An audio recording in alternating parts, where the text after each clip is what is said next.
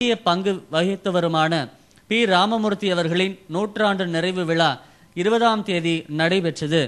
மதுரையில் துவங்கும் LIC ஊழியர்கள் சங்க தென்மண்டல மாநாட்டையொட்டி பி. ராமமூர்த்தி அவர்களின் சிலைக்கு மாலை அணிவித்து மரியாதை செலுத்தப்பட்டது. மதுரை தெப்பக்குளத்தில் உள்ள அவரது சிலைக்கு 20ஆம் தேதி அகில இந்திய இன்சூரன்ஸ் ஊழியர் சங்கத்தின் பொதுச் செயலாளர் K. வேணுகோபால் மாலை அணிவித்தார். தென்மண்டல இன்சூரன்ஸ் ஊழியர் கூட்டமைப்பின் பொதுச் செயலாளர் RT தரணிபதி பி. ராமமூர்த்தி அவர்களின் தொழிற்சங்க பணிகளையும் இந்திய தொழிலாளி வர்த்தகத்தின் முன்னேற்றத்திற்காக அவர் ஆற்றிய அரும்பணிகளையும் நினைவுகூர்ந்து பேசினார். காப்பீட்டுக் கழக ஊழியர் சங்கத்தின் மதுரை கோட்ட பொதுச் செயலாளர் G. மீனாட்சி சுந்தரம் முன்னிலை வகிக்க இந்நிகழ்ச்சியில் அகில இந்திய இன்சூரன்ஸ் ஊழியர் சங்க தலைவர் அமானுல்லா கான், முன்னாள் பொதுச் செயலாளர் NM சுந்தரம், தென்மண்டலத்தின் முன்னாள் பொதுச் செயலாளர் ராஜப்பா, பொது இன்சூரன்ஸ் பிரிவின் அகில இந்திய நிலைக்குழு செயலாளர் J. குருமூர்த்தி உள்ளிட்ட பல்வேறு தலைவர்கள் இந்நிகழ்ச்சியில் பங்கேற்றனர். தொழிற்சங்கத்து செய்த சேவைகளையும் தொழிலாளருக்கு அவர் ஆற்றிய பணியையும் நாம் நினைத்துக் கொள்வதாக தான் அதை எடுத்துக்கொள்ள வேண்டும். தோழர் BR அவர்களை பற்றி பல புத்தகங்களை படித்திருக்கின்றோம். தோழர்களெல்லாம் கூட தெரியும்.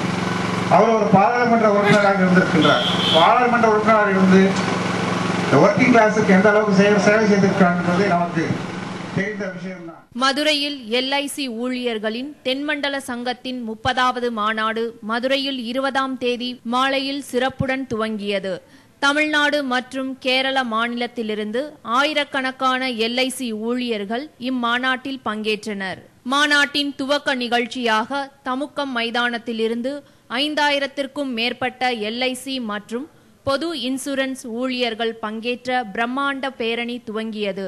இப்பேரணியை மதுரை கிழக்கு சட்டமன்ற தொகுதி உறுப்பினர் N. நன்மாறன் கொடியசைத்து துவக்கி வைத்தார்.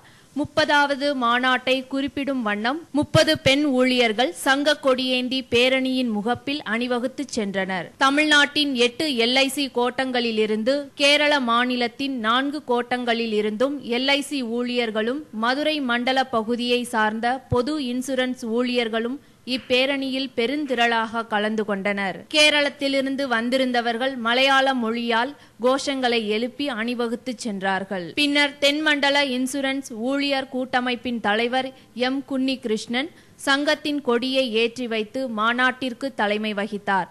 மேலும் மாநாட்டின் நினைவு தூணிற்கு அனைவரும் மலர்கள் தூவி மரியாதை செய்தார்கள். மாநாட்டு வரவேற்பு குழுவின் தலைவரும் மதுரை மக்களவை உறுப்பினருமான P. மோகன் தமிழ்நாடு மற்றும் கேரளாவின் 12 LIC கோட்டங்களில் இருந்தும் மாநாட்டிற்கு வருகை புரிந்துள்ள அனைவரையும் வரவேற்று உரையாற்றினார்.